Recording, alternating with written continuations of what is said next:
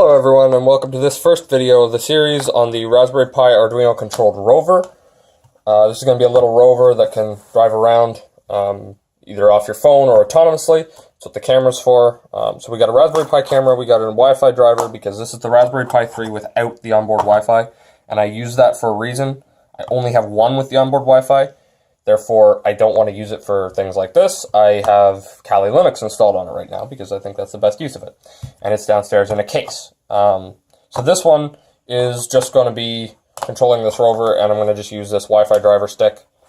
And these also have a bigger antenna, which is nice, so we get more range out of it.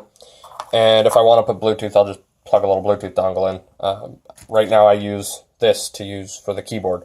And I have one of these, like, wireless, it's an IO Gear wireless keyboard. They're kind of cool.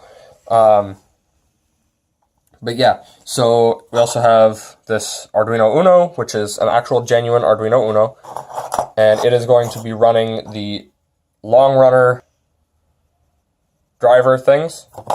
And why does my camera keep friggin' doing that? Oh my god.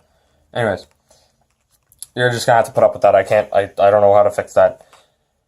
Anyways, we're gonna be making a little rover, and these are the wheels. This is the, I 3D printed this earlier the other day. It's keyed onto the shaft of the motor, and there's a hole going through there to tighten that down.